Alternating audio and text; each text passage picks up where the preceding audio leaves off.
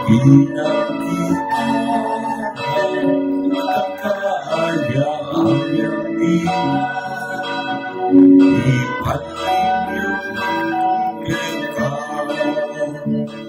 ngalan ng Ama, ng Anak, at ng Espiritu Santo. Amen. Ang pagpapala ng ating Panginoong Jesucristo, ang pag-ibig ng Diyos Ama, at ang pagkakaisa ng Espiritu Santo, naway sumayin niyong lahat. Mga kapatid, aminin natin ang ating mga kasalanan upang tayo'y maging marapat gumanap sa banal na pagdiriwang. Inaamin ko sa mga pangyarihang Diyos at sa inyo mga kapatid na lubha akong nagkasala sa isip, sa salita at sa gawa at sa aking pagkukulang. Kaya isinasama ko sa mahal na Birhen Maria, sa lahat ng mga anghel at mga banal at sa inyo mga kapatid na ako'y panalangin sa Panginoong nating Diyos. Kawaan tayo ng mga pangyarihang Diyos, patawarin tayo sa ating mga kasalanan at patnubayan tayo sa buhay na walang hanggan. Manalangin tayo. Mga naming mga pangyarihan, sa inawang kagandahang loob ay mamuna at sumubaybay sa aming pamumuhay ngayon at araw-araw upang kami taguyod sa paninindigan gumawa ng kabutihan sa pamagitan ni Jesucristo kasama ng Espiritu Santo magpasawalang hanggan. Unang pagbasa. Pagbasa mula sa sulat ni Apostol San Pablo sa mga taga-Roma. Mga kapatid, lubos akong naniniwalang pumipustos ng kabutihan. May sapat na kaalaman at marunong ng paalalahanan. Ganun man, sa sulat na ito ay naglakas loob akong paalalahanan kayo tungkol sa ilang bagay. Ginawa ko ito dahil sa kaloob ng Diyos sa akin na maging lingkod ni Kristo. Bilang saserdote sa mga hentel, ipinarangal ko sa kanila ang mabuting balita ng Diyos upang silang maging handog na kalugod-lugod sa Kanya. Yan ang pinabanal ng Espiritu Santo, kaya't bilang lingkod ni Kristo Jesus, may katwiran akong ipagmamuri ang aming nagawa para sa Diyos. Sapagkat ang pinangangahasan ko lamang banggitin ay ginawa ni Kristo upang maakit ang mga hentel sa pamamagitan ng aking mga salita at gawa. Sa tulong ng mga tanda at pababalaghan at sa kapangyarihan ng Espiritu Santo, kaya't sa lahat ng lupain mula sa Jerusalem hanggang sa Illyricum ay ipinangaral ko ang mabuting balita tungkol kay Kristo. Ang hangad ko ay iparangal ito sa mga taong hindi pa kilala si Kristo, upang hindi ako mangaral sa napangaralan na ng iba. Ganito ang sinasabi ng kasulatan. Makakikilala ang hindi pa nakababalita tungkol sa Kanya. Makauunawa ang hindi pa nakakarinig tungkol sa Kanya. Ang salita ng Diyos. Salamat sa Diyos. Sa iyong tugunan, Panginoon nagliligtas sa tanay bansang nahayag. Panginoon nagliligtas sa tanang bansang nahayag. Umawit ng bagong awit at sa poon ay ialay, pagkat yaong ginawa niya ay kahangahangang tunay. Sa sariling lakas niya at taglay na kabanalan, walang hirap na natamo yaong hangad na takumpay. Tugon. Ang tagumpay niyang ito'y siya na rin ang naghayag sa harap ng mga bansay na hayag ang pagliligtas. Ang pangako sa Israel, lubos niyang tinutupad. Tugon. Tapat siya sa kanila at ang pag-ibig ay wagas. Ang tagumpay ng ating Diyos kahit saan ay namalas. Magkaingay na may galak, yaong lahat sa daigdig. Ang tuon ay buong galak na purihin sa pag-aari. Tugon. Hallelujah! Hallelujah!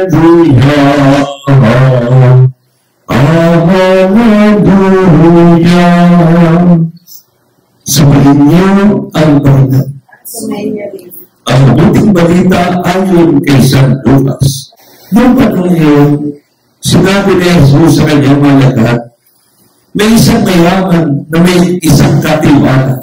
Isinumbong sa kanya na nilulustay nito ang kanyang ari-arian.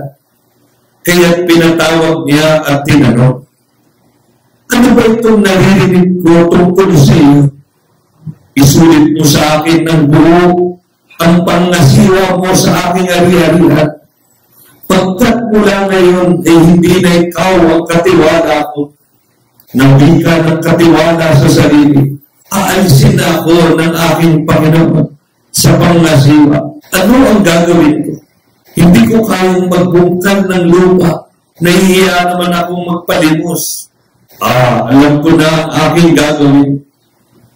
Maalis man ako sa pangasiwa, may tatanggap din sa akin sa kanilang tahanan. Isa-isa niya ngayong tinawag ang mga may utang sa kanyang Panginoon. Tinanong niya ang una, gaano ang utang mo sa aking Panginoon? Sumagot ito, 100 tapayan langis ko. Ito ang kasulatan ng iyong pagkakautang. Dali, maupo ka, gawin mong 50, sabi ng katiwala. At tinanong naman niya ang isa, ikaw, gaano ang utang mo? Sumagot ito, 100 kabang trigo po. Ito ang kasulatan ng iyong pagkakautang, wika niya. Isulat mo 80. Pinunin ng Panginoon ang magdarayang katiwala dahil sa katalinuhang ipinamalas nito, sapagkat ang mga makasanlibutan ay mas mahusay gumawa ng paraan kaysa sa mga makatiis. Ang mabuting balita ng Panginoon, pinupuri ka namin, Panginoong Jesucristo. Ang mensahe ng Ebanghelyo ngayong araw para sa ating mga katiwala at trabahador. Sapagkat lahat tayo ay binigyan ng kumpiyansa ng may-ari upang sa kanya natin tungkulin, maisakatuparan natin ang trabaho para sa higit na kabutihan ng lahat. Marami tayong aral na matututunan sa Ebanghelyo. Ngunit higit sa lahat, ang pagiging matalino at mahusay sa ating mga desisyon at pamaraan upang matupad ang mithiin at ang plano na inaasahan sa ating lahat. My brothers and sisters, we are all called to be prudent and clever.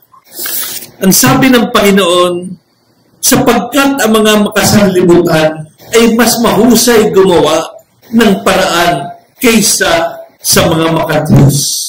Mapapansin natin to sa paligid. Pagdating sa mga bagay tungkol sa Diyos at kabutihan, kulang tayo sa paraan. Pero pagdating sa kalokohan at sa mga bagay na hindi tama, nakikita natin sa paligid, sila ay tunay na matalino at maparaan. Pero sa ating kumpanya, hindi kailanman mangyayari ito. All for the greatest good of the greatest number. In other words, isa lang ang talagang batas na dapat nating sundin. Gawin mo ang tama, umiwas ka sa mali. Tahakin mo ang daan sa katotohanan at iwasan palagi ang magdadala sa atin sa kapamakan. Kailangan lamang talagang magkaroon tayo ng talino at maayos na pagpaplano na nakikita natin kadalasan sa ating mga kasamahan kahit na sa bahay na minsan walang foresight.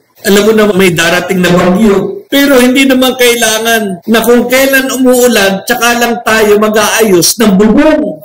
Yun ang ibig sabihin ng Panginoon, maging matalino ka, maging handa ka sa lahat na maaaring mangyari.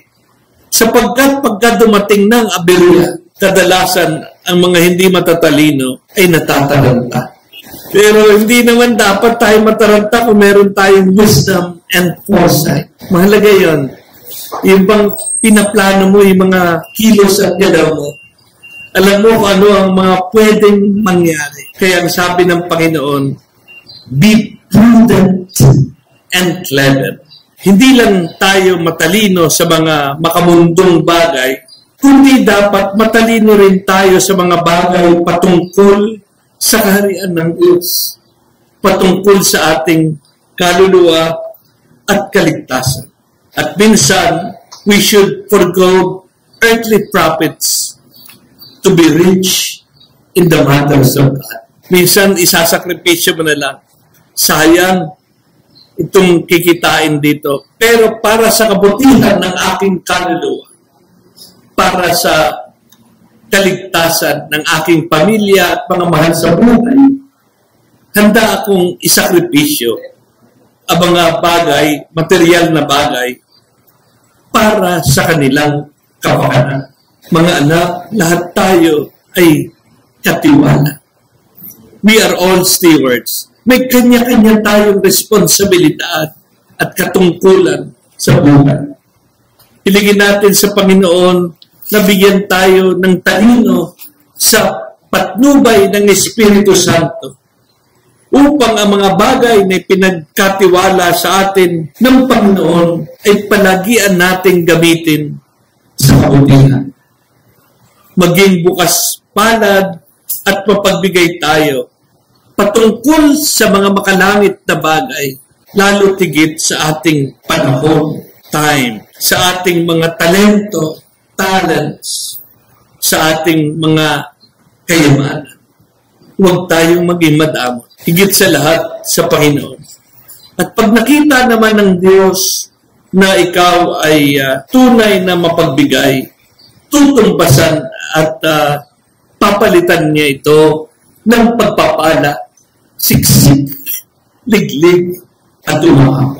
Be generous with your time, with your talent, with your treasure to God, and let go of the profits to benefit for the greater good. Katulad ng ating sinabi kanina, ask the guidance of the Holy Spirit so that we may use the things that are entrusted to us for the greater glory of God. Do not be afraid to have dirty hands pagdating sa mga bagay na makatils. Kesa naman yung dumisan natin ang ating kamay at ikompromiso natin ang ating kaluluwa para sa ikapapahamak natin. Hilingin mo sa Panginoon na maging abala ka sa pagtataguyod ng katotohanan at kabutihan. Higit sa lahat sa suporta sa simbahan na siyang katawan ng ating Panginoon. Sa ating kumpanya, sisikapin natin palagi gumalaw para sa higit na kabutihan ng nakararami. Alinsunod sa kalooban at patnubay ng Espiritu Santo.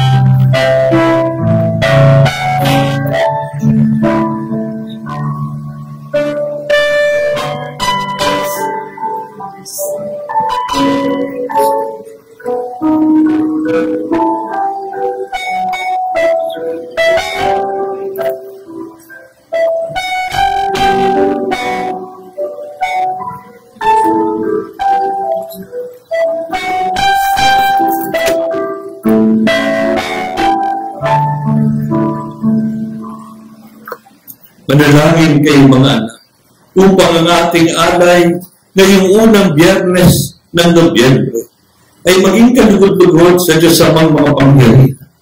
Tagapin naman ng Panginoon ang pag-ahain sa mga kamay sa kapulihan niya at karangalan sa ating kapakilamangan at sa buong sambayan ng banal.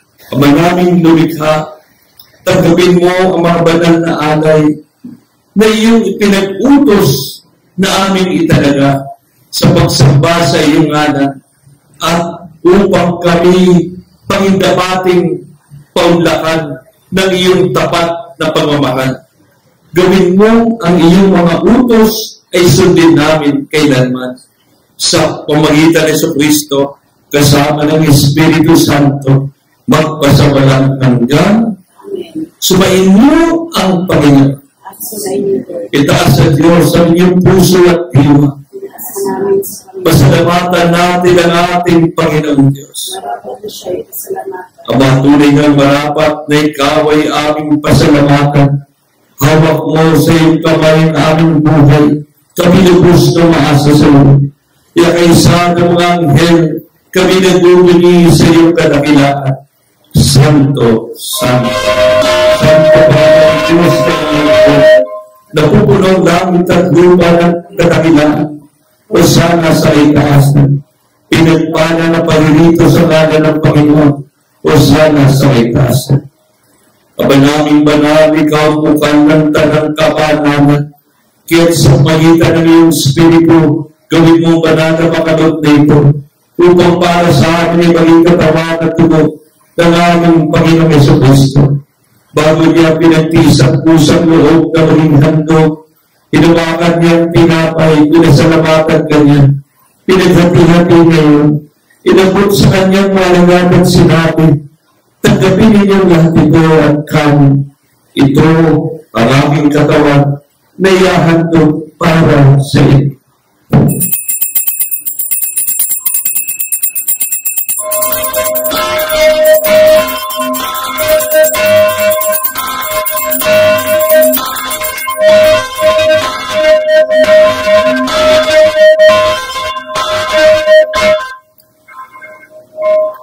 Ganyan din naman pagkatapos ng hapunan, hinawakan niya ang kalis, muli kanyang pinasalamatan.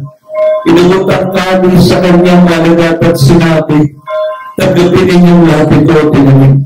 Ito ang kalis ng aking dugo, ng bagong malamhandang tipan. Ang aking dugo ay bumuhos para sa inyo at para sa lahat, sa kapagpapatawad ng mga kasalanan. Gawin ninyo ito sa pag-alala sa akin. Panginoon Jesus.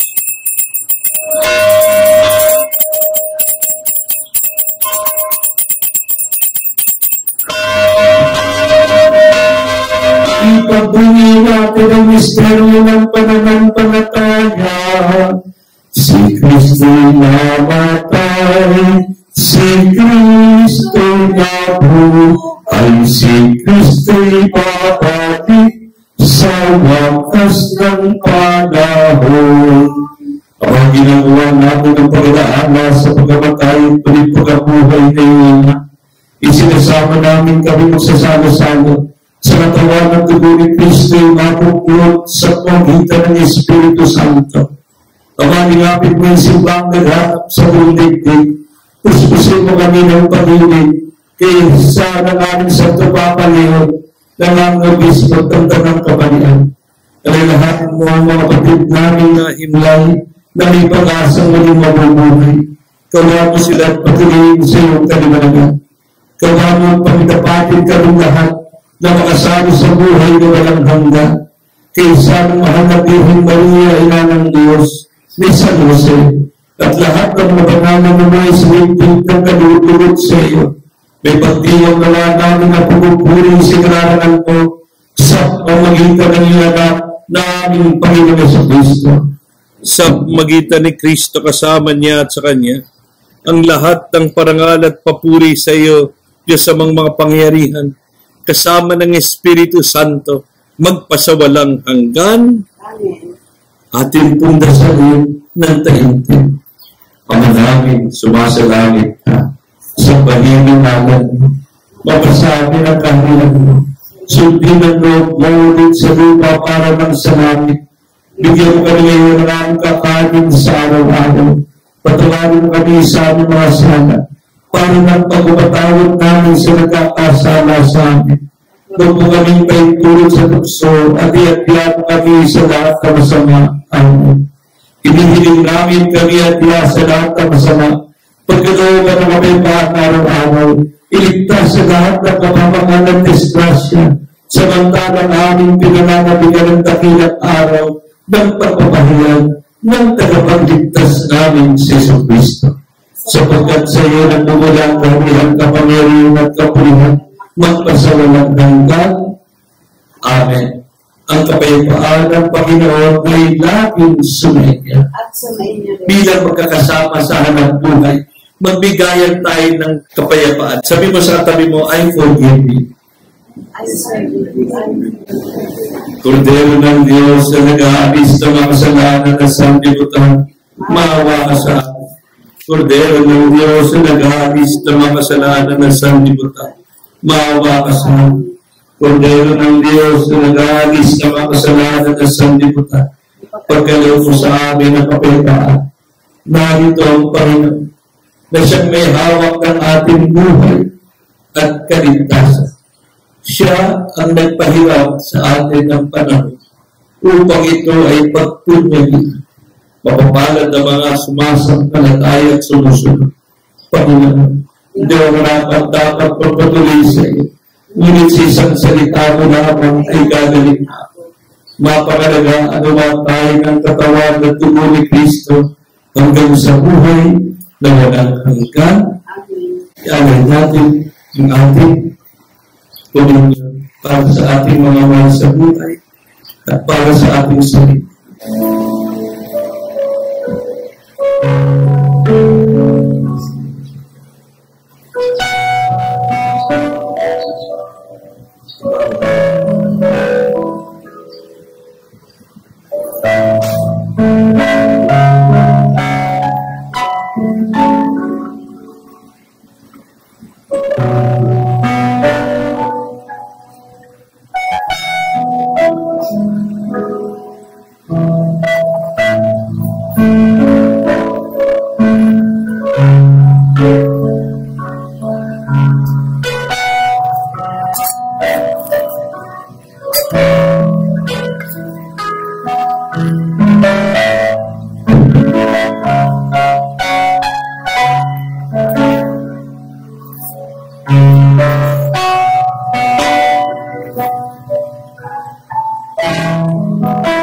Manalangin tayo. Ama naming mapagmahal, kami pinagkalooban mo ng pagsasalo sa iyong kagalakan ay lagi namang lumingon sa pinanggalingan nitong banal na pagkinawa upang kami huwag mawalay sa iyo na aming hantungan sa pamagitan ni Jesucristo kasama ng Espiritu Santo, magpasawalang hanggan. Sumayin mo ang Panginoon. At sumayin mo. Pagpalain po kayo ng makapangyarihang Diyos Ama, Anak, at Espiritu Santo,